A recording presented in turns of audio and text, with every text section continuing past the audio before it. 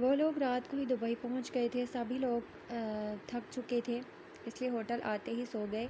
لڑکیوں کا الگ کمرہ اور لڑکوں کا الگ کمرہ تھا۔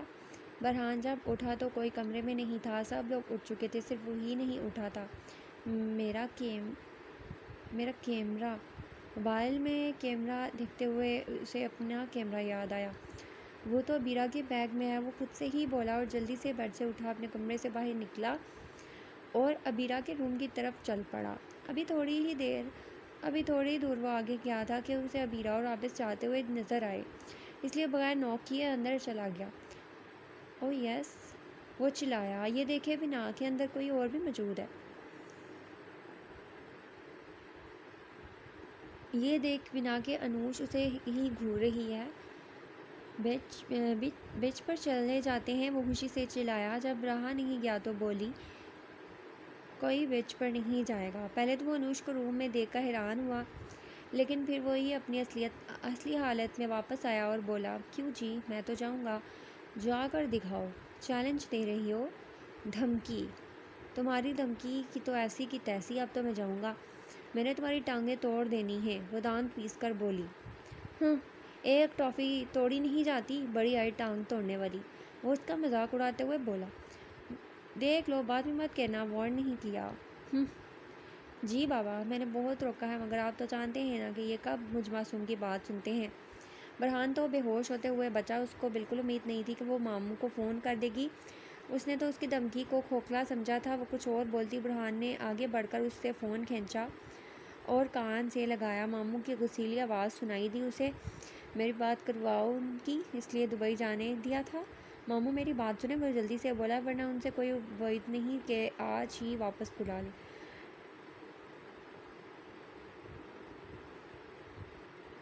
تمہیں تو میں دیکھ لوں گا۔ وہ غصے سے ایک لفظ چبا کر بولا اور باہر نکل گیا۔ اتنی عزت افزائی کے بعد وہاں رکنا ناممکن تھا،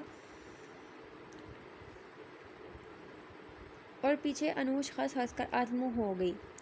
کمرے میں دھواں ہی دھواں تھا، لیکن وہ تو ایسے بیٹھا تھا جیسے یہاں کچھ نہ ہو۔ اگر یہاں کوئی اور ہوتا تو ضرور کھانس کھانس کر ادم ہو جاتا، لیکن وہ کوئی اور نہیں تھا، وہ پاشا تھا۔ وہ رات کو گھر جانے کے بجائے ہوٹل میں ٹھہر گیا تھا۔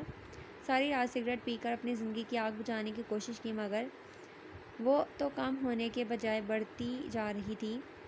تم بے وفا نہیں تھی بے وفا۔ کمرے میں کوئی ایسی چیز نہیں تھی جو اپنی جگہ پر ہو۔ وہ جتنا سوچ رہا تھا، اندر کی آگ اتنی ہی بڑھتی جا رہی تھی۔ پھر کچھ سوچتا ہوا اپنی جگہ سے اٹھا اور فریش ہونے چلا گیا۔ گھنٹے بعد فریش ہو کر وہ باہر آیا اور کال کر کے روم صاف کرنے کو کہا۔ وہ خود گھڑی پہنتے ہوئے باہر نکلا۔ ابھی وہ چند قدم چلا کہ کوئی اس سے ٹکرایا۔ پاشا نے غصے سے اپنے سینے سے لگی عورت کو دیکھا۔ یہ آنکھیں، ان آنکھوں کو تو وہ لاکھوں کی بھیڑ میں بھی پہچان سکتا تھا۔ اس کے لب ہلے اور بولے، کیا صرف ایک لفظ، کارزل؟ وہ ابھی بے یقینی سے اسے دیکھ رہا تھا، اسے لگا وہ خواب دیکھ رہا ہے۔ وہ نقاب پوش لڑکی نے اسے اپنے آپ سے دور کیا اور وہاں سے بھاگ گئی۔ پاشا حقیقی دنیا میں واپس آیا اور اس کے پیچھے بھاگا، لیکن تب تک وہ جا چکی تھی۔ پاشا نے غصے سے ہاتھ کا مکم نہ کر دیوار میں مار دیا اور اس کا ہاتھ دیوار پر موجود شیشے پر لگا اور بہت سے کانچ اس کے ہاتھ میں لگ گئے، مگر وہ پرواہ اسے کس کی تھی؟ یہ کیسے ہو سکتا ہے؟ کیا یہ میری نظر کا دھوکہ ہے؟ نہیں، میری نظر دھوکہ نہیں کھا سکتی۔ پھر کچھ سوچتے ہوئے اپنا موبائل نکالا اور کسی کو کال ملائی۔ بات کرنے کے بعد اس نے اپنے ہاتھ کو دیکھا جس سے خون نکل رہا تھا۔ تم جو کوئی بھی ہو، مجھ سے بچ نہیں سکتی، تمہیں تو میں ڈھونڈ نکالوں گا، چاہے اس کے لیے مجھے زمین آسمان ایک کیوں نہ کرنا پڑے۔ تجھے کیا ہوا؟ منہ بنا کر کیوں بیٹھا ہے؟ مجھ سے بات نہ کر، وہ منہ پھیلا کر بولا۔ اوکے۔ واہ بھائی واہ، شرم تو نہیں آتی؟ یہاں بھائی اداس بیٹھا ہے اور تو اپنی بیوی کے ساتھ لگا ہوا ہے۔ یار اداس ہو؟ وہ نظر ابھی بھی موبائل پر تھی۔ بھائی اداس ہے، اس کی کوئی فکر نہیں، اور اس کی فکر پڑ گئی ہے جو ابھی آئی نہیں، تو کیوں تھرڈ کلاس نندوں کی طرح جل رہا ہے؟ اب تیری کوئی بہن تو ہے نہیں، تو تجھے کمی نہ محسوس نہ ہوئی اور نہ ہوگی؟ اوہ اچھا، تیرا لڑکی بننے کا دل کر رہا ہے، تو ایسا کرنا، لعنت تیری شکل پر، برہان گلاس اس کی طرف اچھالتے ہوئے بولا، جس کو اس نے کھینچ کر لے لیا اور دانت نکال کر ہنسنے لگا۔ برہان اس کو مکہ مارنے کے لیے لپکا۔ اس سے پہلے کہ وہ اسے مارتا سرحان وہاں سے بھاگ گیا۔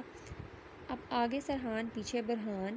برہان کے ہاتھ میں جو چیز آ رہی تھی وہ سرحان کو مار رہا تھا۔ سارا ہوٹل ان کے شور سے گونج اٹھا۔ سب لوگ ان دونوں پاگل بھائیوں کو دیکھ رہے تھے جو بنا کسی کی پرواہ کی اپنی دھن میں تھے۔ انوش جو نیچے آئی تھی شور سن کر اس کی سمت دیکھنے لگی۔ یہ لوگ کبھی نہیں سدھر سکتے۔ باہر جانے کا ارادہ ترک اور واپس اوپر جانے ہی لگی تھی کہ اس کی نظر آگر کی طرف پڑی جو کسی سے فون پر بات کر رہا تھا۔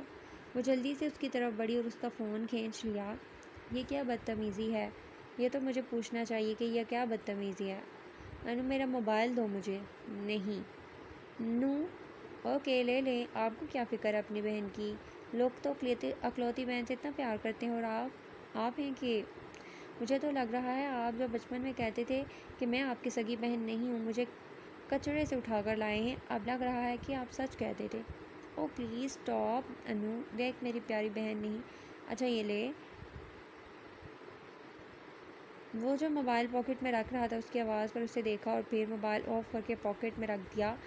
یس، برہان صحیح کہتا ہے تمہیں ڈرامہ کوئین یاد آیا وہ ہے کہاں؟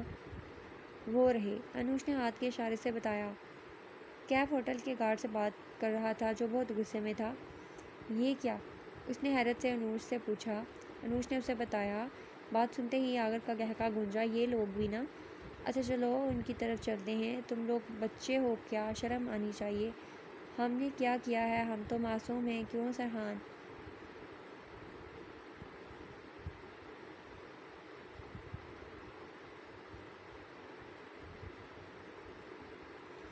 ہاں بہت معصوم، تم لوگ تو نکے کاکے ہو نا جنہوں نے یہ حرکت کی ہے۔ کیا ہوا کیف، اتنے غصے میں کیوں ہو؟ ابیرہ بھی سرحان کو ڈھونڈتے ہوئے ان کی طرف آ گئی۔ تمہیں پتہ ہے کتنا نقصان ہوا ہے تم لوگوں کی وجہ سے، اس گارڈ کو مجھے 10,000 درہم دینے پڑے ہیں، پاکستانی کرنسی میں یہ کتنے ہوں گے؟ 3,80,500 روپے۔ وہ تو شکر پیسوں پر بات نپٹ گئی ورنہ وہ جیل لے جا رہے تھے یہاں فساد کرنے کے جرم میں۔ پوچھے گا تمہیں انوش اللہ پوچھے گا تمہیں، انوش لے جانے دیتے انہیں، کم سے کم جان تو چھوٹتی۔ ہائے میری شاپنگ کیسی بہن ہے بھائی، جائے جیل میں مگر شاپنگ کینسل نہ ہو۔ تم جیسے بھائیوں سے شاپنگ زیادہ اچھی ہے۔ خبردار جو تم لوگ اب سٹارٹ ہوئے اور کوئی کہیں نہیں جا رہا، اب جس نے جانا ہے صبح جائے۔ وہ سبھی اس کے غصے سے ہائف تھے، ایک ایک کر کے سبھی اپنے رومز کی طرف چلے گئے۔ کچھ پتہ لگا؟ پاشا نے سامنے کھڑے انسان سے پوچھا۔ نہیں سر، ہم نے ساری CCTV فوٹیج نکلوا کر دیکھ لی مگر اس برقعے والی عورت کا کچھ پتہ نہیں لگا۔ اس کا مطلب صاف ہے کہ وہ عورت بھی اسی ہوٹل میں ہے۔ تم جاؤ۔ پاشا نے پاس پڑا موبائل اٹھایا اور شیخ کو کال کی اور اسے آنے کا کہا۔ موبائل بند کر کے اس کے چہرے پر مسکراہٹ آئی۔ کچھ شوق سی یار فقیری دا، کچھ عشق نے درد رول دیتا، کچھ سجن کسر نہ چھوڑی سی، کچھ زہر عقیبہ گھول دیتا۔ دبئی کی صبح کتنی حسین ہے، مجھ سے کم، برہان ایک ادا سے بولا۔ بندہ کتا پالے مگر خوش فہمی نہ پالے، انوش اس کو منہ چڑھاتے ہوئے بولی۔ اے چھپکلی، اوئے مینڈک، انوش بھی بولی۔ آس پاس موجود لوگ انہیں حیرانگی سے دیکھ رہے تھے جو صبح صبح شور مچانے لگ گئے تھے۔ وہ لوگ ناشتہ کرنے نیچے آئے ہوئے تھے۔ بقول انوش کے تازہ ہوا میں بیٹھ کر کھانا کھانے سے کھانا جلدی ہضم ہوتا ہے۔ انف از انف، کیف دبی دبی آواز میں بولا۔ غلطی کر دی میں نے جو تم لوگوں کو لے آیا، غلطی جب کر دی ہے تو بھگتو۔ سرحان کندھے اچکا کر بولا۔ تم؟ اچھا بس بھی کریں، آپ سب ناشتہ کر رہے ہیں، اس کے بعد ہم نے مال بھی جانا ہے۔ اس کے بعد سب نے چپ چاپ ناشتہ کیا۔ صرف 15 منٹ ہے تم لوگوں کے پاس، جلدی سے جو سامان لینا ہے جلدی لے آؤ۔ سب نے ٹھیک ہے کہہ کر اپنے روم کی طرف چل پڑے۔ بھائی یہ کیا بات ہوئی، کوئی کلب ہوتا ہے، کوئی بیچ ہوتی ہے؟ دبئی آئے بھی اور گئے کہیں بھی نہیں۔ بچوں کو کہتا ہوں کہ بچے نے بیچ جانا ہے، کلب بھی جانا ہے۔ کیوں بھائی؟ سرحان تو اپنے بھائی کی خواہش پوری نہیں کرے گا؟ سرحان کو آنکھ دبا کر بولا۔ ہاں جبال ٹھیک کہہ رہے ہو تم، رکو میں کال کر کے اسے کہتا ہوں کہ مال جانا کینسل کرو، کلب چلتے ہیں۔ اوئے رک، مروائے گا؟ برہان اسے موبائل کھینچتے ہوئے بولا۔ کیف کو چھوڑ، اگر اس انوش کی بچی کو پتہ چل گیا تو اس نے ایک سیکنڈ نہیں لگانا اپنے ماموں کو کال کرنے میں۔ اتنے میں جبال کا فون بجا۔ لو آ گیا بلاوا۔ کس کا؟ کیف کا؟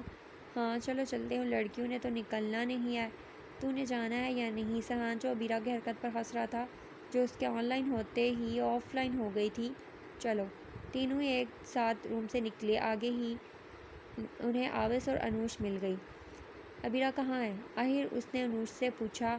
آپ کی بیگم صاحبہ ابھی بھی تیاری میں لگی ہوئی ہیں، ہم میں تو حوصلہ نہیں کہ کیف بھائی کی ڈانٹ سننے کا۔ اچھا بھائی ہم جا رہے ہیں، بھابھی کو لے آنا، بائے۔ جا رہا ہوں لینے۔ اف سب چلے گئے، میں ہی رہ گئی۔ کیف بھائی سے بہت ڈانٹ پڑے گی، وہ جلدی سے اپنی چیزیں اٹھانے لگی۔ میرے ہوتے ہوئے کسی کی اتنی ہمت جو میری پھلجھڑی کو کچھ کہے؟ وہ بظاہر سیریس ہو کر بولا لیکن من ہی من میں وہ ہنس رہا تھا۔ ابیرہ کو پہلے حیرت ہوئی کہ یہ اندر کیسے آیا، پھر کھلے دروازے کو دیکھ اپنی عقل پر ماتم کرتے ہوئے منہ بنا کر واپس اپنے کام میں لگ گئی۔ وہ میرا آن لائن آنا اور وہ تیرا آف لائن ہو جانا، اف تیری یہ ڈیجیٹل نفرت۔ ابیرہ نے اس کے بے تکے شعر پر اسے گھور کر دیکھا لیکن بولی کچھ نہیں۔ لیکن اثر کس پر ہونے والا تھا؟ سرحان نے کچھ پل اور انتظار کیا، پھر خود ہی آگے آیا اور اس کی کمر میں ہاتھ ڈال کر اپنی طرف کھینچا۔ سرحان نے اپنا ہاتھ اس کے منہ پر رکھ کر اس کا منہ دائیں بائیں گھمایا۔ کیا کر رہے ہو سرحان؟ ہاں اب ٹھیک ہے، وہ مسکرا کر بولا۔ ابیرہ نے اس کو سوالیہ نظروں سے دیکھا۔ وہ کیا ہے نا، تم بول نہیں رہی تھی نا، بس اس لیے چیک کر رہا تھا کہ کہیں الفی تو نہیں لگی تمہارے ہونٹوں پر۔ اوہ ہاں، تیرے ہونٹوں سے کتنا مختلف ہے تیری ذات کا پہلو، اتنے نرم ہونٹوں سے کتنا سخت بولتی ہو تم۔ وہ اس کو فوکس میں رکھتے ہوئے بولا۔ اف سرحان تم تو بہت ہی بے باک ہو گئے ہو، شرم آنی چاہیے۔ شرم کس بات کی؟ اف۔ وہ پیر پٹکتی ہوئی باہر نکل گئی۔ ایک تو یہ لڑکی بھی نا۔ اس نے اپنا موبائل نکالا کہ کہیں کیب کا میسج نہ ہو، مگر اسے یہ دیکھ حیرت ہوئی کہ اس کے موبائل پر تو کوئی میسج نہیں تھا۔ ایک تو یہ لڑکی بھی نا اپنی چیزوں کا خیال نہیں رکھتی۔ موبائل اٹھاتے ہوئے وہ بولا۔ اچانک اس کی نظر موبائل اسکرین پر پڑی جہاں 247 لکھا ہوا تھا۔ سرحان نے حیرت سے اس عجیب و غریب نام کو دیکھا۔ اس نے نظر دوڑائی، ڈریسنگ ٹیبل پر اس کا موبائل پڑا تھا۔ اس کو ابیرہ پر بھروسہ تھا، مگر تجسس کے ہاتھوں مجبور ہو کر میسج کھول لیے۔ ابیرہ اپنے موبائل پر پرائیویسی نہیں لگاتی تھی، اس لیے بنا کوئی رکاوٹ کے موبائل اوپن ہو گیا۔ سیل آن کلاتھس میسج پڑھ کر اسے حیرت کا جھٹکا لگا۔ یہ کیا میسج ہے؟ وہ کچھ سوچتا اس کا موبائل بجا۔ اسکرین پر کیف کا نمبر دیکھ وہ جلدی سے باہر نکل آیا۔ نہ سکون، نہ بے قراری، نہ حیات، نہ قضا ہے۔ ہو خدا کی اس پہ رحمت جسے عشق ہو رہا ہے۔ میں خیال کے جہاں میں تیرے ساتھ جی رہا ہوں، نہ دل میں ہے تیری حسرت، نہ ہی لب پر اب دعا ہے۔ تیرا روز یوں بچھڑنا میری جان پر گھٹن ہے، ذرا ہو کے بے تکلف تو سنا جو فیصلہ ہے۔ مقام بے دلی ہے کہ حواس رائے گاں ہیں، میرا ہونا یا نہ ہونا بھی خیال غیر کا ہے۔ کوئی آرزو نہیں ہے، کوئی جستجو نہیں ہے، کوئی دل میں تھی تمنا، یہ اسی کی انتہا ہے۔ تو مجھے سمجھ نہ پائے، میں تجھے نہ سمجھ پایا، یہ بھی بات ہے گلے کی، اسی بات کا گلہ ہے۔ ہو بھلے ضعیف لہجہ میں جوان ہو ابھی تک، کوئی پوچھے نہ آتش سے کہ بتاؤ عمر کیا ہے۔ پاشا اس لڑکی کو مار کر اچھا نہیں کیا، بہت مشکل سے اس کا کیس چھٹکارا ملا تھا اس کے کیس سے۔ مہربانی کر کے آپ ایسا کچھ نہ کرنا ورنہ بہت مشکل ہو جائے گی۔ آپ تو مجھے سکھاؤ گے کہ کیا کرنا ہے اور کیا نہیں۔ نہیں وہ میرا مطلب نہیں تھا، میں کہہ رہا تھا کہ تمہارا جو بھی مسئلہ ہے اس سے میرا کوئی سروکار نہیں ہے، اس لیے اپنی یہ فضول گفتگو بند کرو اور کام کی بات کرو۔ آج رات صحرا میں محفل سجے گی، وہیں سب آئیں گے۔ شیخ تھوک نکلتا بولا، کیونکہ پاشا کسی بھی سی محفل میں نہیں جاتا تھا جہاں عورت ذات ہو۔ ٹھیک ہے، وہ بنا اسے دیکھے بولا۔ اسے لگا اس نے غلط سنا ہے، پاشا اچھے سے جانتا تھا کہ وہ اسے ہی دیکھ رہا ہے۔ کیا تم واقعی مطلب کہ تم سچ میں محفل میں جانے کے لیے تیار ہو؟ کیوں میں نہیں جا سکتا؟ نہیں مطلب کہ پہلے تم کبھی گئے نہیں ہو اس لیے پوچھا۔ مانا کہ میں ایسی محفلوں میں نہیں جاتا، مگر آدم بیزار بھی نہیں ہوں۔ بات مکمل کر کے باہر جانے کا اشارہ کیا، خود سلگائی۔ یہ کتنا پیارا ہے، دفع کرو، کون سا ہمارا ہے؟ انوش نے مال کے اندر داخل ہوتے ہوئے کہا۔ تم اپنی بکواس بند نہیں کر سکتے، اس نے چڑھ کر کہا۔ سچی باتیں ہمیشہ کڑوی ہی لگتی ہیں۔ انوش، برہان، کیف نے انہیں پکارا۔ جی بھائی، آپ دونوں اپنی بکواس بند کرو، مہربانی ہوگی۔ سوری۔ اور یہ آخر کہاں رہ گیا؟ وہ آ گیا۔ سرحان نے پیچھے کی سمت دیکھا، اشارہ کیا۔ سوری تھوڑا لیٹ ہو گیا۔ اچھا چلو، آگے ہی بہت ٹائم ویسٹ ہو گیا ہے۔ چلو۔ انوش، شبیرہ اور عابس تینوں ہی کپڑوں کی دکان میں گئے۔ چلو جی لڑکیاں تو گئی، ہم بھی چلتے ہیں۔ یہ کتنا پیارا ہے۔ دکان کے اندر جاتے ہی برہان کی نظر ایک شرٹ پر پڑی۔ اوہ سوری۔ سب کو اپنی طرف متوجہ دیکھ برہان مسکرا کر بولا، what's the cost of this shirt? اس شرٹ کی قیمت کیا ہے؟ وہ دکاندار سے بولا۔ 225 درہم۔ درہم؟ 225۔ وہ دکاندار بولا، یہ پاکستانی روپے میں کتنے کا ہوگا؟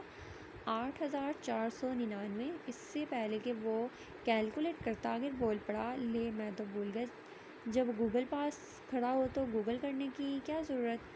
اس شرٹ کی قیمت 8499 ہے۔ اس شرٹ کی اس سے اچھی تو 200 روپے میں پاکستان میں مل جاتی ہے، لیکن لنڈے میں۔ جبال مسکراہٹ دبا کر بولا، خدا کا واسطہ ہے تمہیں برہان، چپ کر کے کھڑے ہو جاؤ۔ برہان منہ بنا کر پیچھے کھڑا ہو گیا اور وہ لوگ شکر ادا کرتے شاپنگ میں بزی ہو گئے۔ ابھی کچھ پل ہی گزرے تھے، کسی نے برہان کو بلایا۔ بات سنیں۔ You told me some thing. آپ نے مجھ سے کچھ کہا؟ لڑکی نے ہاتھ کی مدد سے پیچھے کی طرف اشارہ کیا۔ What is behind? پیچھے کیا ہے؟